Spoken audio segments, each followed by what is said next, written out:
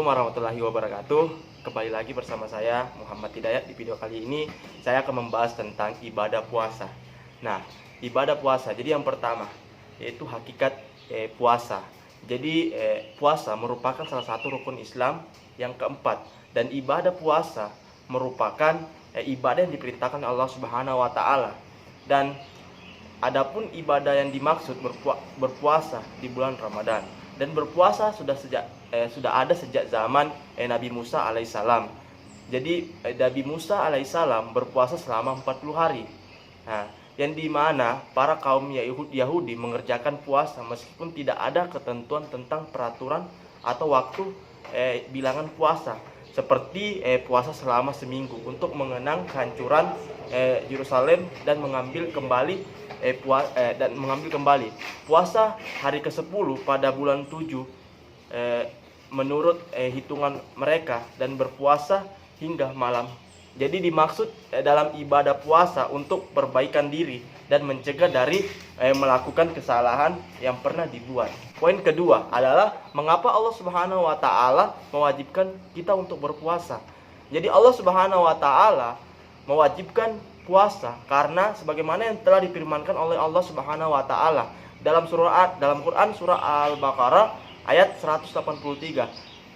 Yang ayatnya itu yang berbunyi la'allakum tattaqun, artinya agar kamu bertakwa. Nah, artinya hai orang-orang yang diwajibkan atas kamu berpuasa sebagaimana diwajibkan atas orang-orang sebelum kamu, agar kamu bertakwa. Jadi Allah Subhanahu wa taala telah mewajibkan puasa Ramadan atas umat Nabi Musa dan Nabi Isa. Namun mereka mengubahnya, di mana para pendeta mereka menambah 10 hari lagi sebagai nazar jika Allah Subhanahu wa taala menyembunyikannya. Seperti itu. Jadi puasa diwajibkan oleh Islam, kewajiban yang bersifat individual. Setiap orang Islam harus memenuhi syarat rukun wajib berpuasa, seperti itu. Poin ketiga adalah tujuan dari puasa. Nah, disebutkan dalam Quran surah Al-Baqarah ayat 183 tentang la'allakum tattaqun, agar kamu bertakwa. Mengenai tujuan dari puasa merupakan mencapai hakikat takwa, agar setiap orang yang mengerjakan ibadah puasa itu memperoleh derajat ketakwaannya, seperti itu, yang dapat diwujudkan kesadaran diri bahwa Allah Subhanahu wa taala selalu bersama kita dan mengawasi kita. Poin keempat yaitu manfaat dari puasa. Jadi ada beberapa manfaat dari puasa. Dalam berpuasa, seseorang muslim itu diperintahkan untuk melaksanakan perintah dan menjauhi larangannya. Nah, sebagaimana sabda Rasulullah SAW, yaitu barang siapa berpuasa di bulan Ramadan karena iman dan mengharapkan pahala atau ridha dari Allah Subhanahu wa taala, maka dosanya di masa lalu akan diampuni. Dan dari hadis tersebut dapat kita simpulkan bahwa kita berpuasa dengan iman dan takwa dan mengharapkan ridha Allah Subhanahu wa taala, maka manfaat yang kita dapatkan yaitu dapat derajat yang tinggi di sisi Allah Subhanahu wa taala, seperti itu. Poin kelima, hikmah puasa. Setiap perbuatan yang disyariatkan kepada umat manusia memiliki hikmah di dalamnya. Yang pertama, yaitu ibadah puasa merupakan wujud rasa syukur kehadirat Allah Subhanahu wa taala dan merupakan ibadah yang diwajibkan. Nah, yang kedua, puasa dan kebugaran.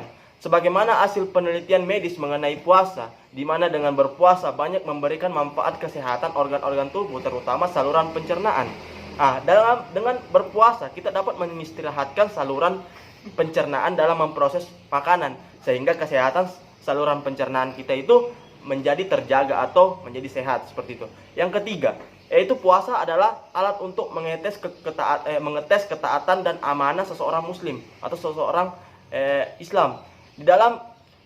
Di mana puasa adalah ibadah yang khusus, hanya orang-orang yang berpuasa, dan Allah Subhanahu wa taala bisa saja seseorang berpura-pura puasa dengan menampakkan badan lemas, namun Allah mengetahui apa yang telah dia perbuat, seperti itu. Setelah itu selanjutnya makna puasa secara spiritual. Tapi ada penyimpanan nih. Manusia merupakan makhluk ciptaan Tuhan yang diciptakan sebaik-baiknya ciptaan, yang memiliki potensi-potensi yang ada dalam diri yang diberikan oleh Allah Subhanahu wa taala untuk memahami kehidupan. Nah, seperti itu. Dan yang hanya dimiliki manusia, akan tetapi manusia kadang lupa dengan potensi yang dimiliki. Maka dari itu Allah Subhanahu wa taala menurunkan nabi-nabi dan rasul-rasul untuk diberikan tugas untuk mengingatkan kembali agar potensi-potensi yang dimiliki dan rasul diberkati pedoman hidup oleh Allah Subhanahu wa taala untuk mengembalikan potensi spiritual yang hilang melalui kitab suci seperti itu. Mencakup semua hal untuk membangkitkan fungsi spiritual di dalam kehidupan. Sesungguhnya agama memberikan pedoman agar seseorang dapat menjalani kehidupan ke arah kebaikan, yang dimana mengerjakan untuk menahan hawa nafsu, seperti menahan hawa nafsu amarah yang mengarah kepada keburukan dan kerusakan, dan mengembangkan hawa nafsu untuk mutmainnah atau hawa nafsu yang membawa kedamaian, ketenangan, kesabaran, dan hal-hal yang lain melalui puasa seperti itu. Poin ketujuh, puasa dalam pembentukan karakter. Puasa dalam pembentukan karakter manusia menjadi beberapa bagian. Yang pertama itu berbuat jujur. Puasa mendorong seseorang untuk berbuat jujur pada diri sendiri, orang lain, dan pada Tuhan mereka. Puasa akan tidak bernilai apabila berbarengi dengan perbuatan kemunafikan dan sejenisnya. Yang kedua adalah meneguhkan dalam sikap tegas pada setiap keputusan yang diambil, konsisten, tidak disiplin, menghadapi segala resiko, serta berkomitmen menjadi keputusan yang telah menjadikan pilihan, yaitu memilih untuk tidak makan dan minum. Seperti itu. Mungkin itu saja yang sempat saya sampaikan. Lebih dan kurangnya mohon dimaafkan. Billahi fisabilil haq, wassalamualaikum warahmatullahi wabarakatuh.